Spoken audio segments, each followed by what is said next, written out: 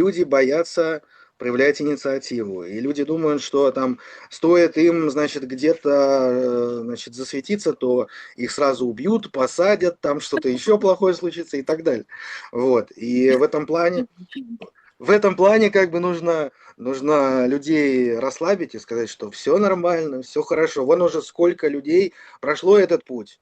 И у них все получается, и нет никаких проблем, и все нормально. Просто Да. вот меня эти люди всегда заряжают, и ну, какого-то конкретного именно вот примера касательно там проектов культурных я для себя не беру как ориентир. Я именно вот выдумываю с командой как бы свой путь. Вот так.